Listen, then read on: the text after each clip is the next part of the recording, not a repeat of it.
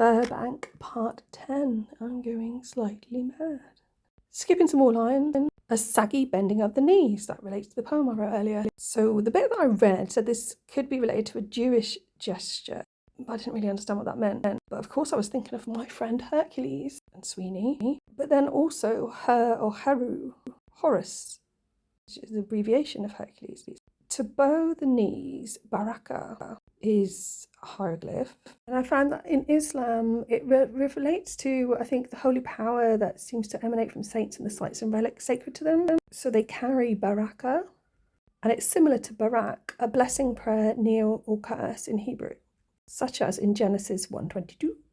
And God blessed them, saying, "Be fruitful and multiply and fill the waters in the seas and let fowl and multiply in the earth." But then a barrack would be somewhere where you would keep military. So there's a dual reference. So after the First World War, the British Army was actually based in Cologne, part of the British Army of the Rhine. I'm not going to fall down that wormhole. So the other word for a knee is a patella, which is a little dish, a plate, or a platter, a synonym for the grail. And it's an alternative form of putili, which is a type of boat for transporting produce, often used in India, I believe. Another vessel. Next line. And elbows with the palms turned out. There's a reference to turning there, like the axis. Elbows could also be L bows. Presumably you would bow to L.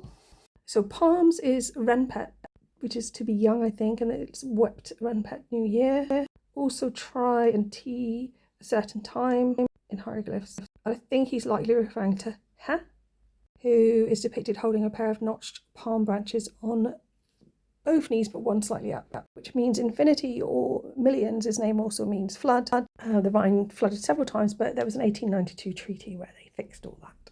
But I think the broader meaning there is fertility.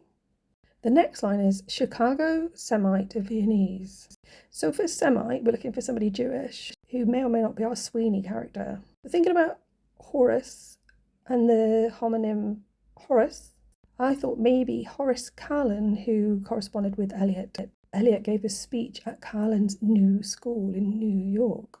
Prior to that, he'd established a secret society called the Parashim, which is not the parachute regiment. It means something like Pharisees and separate.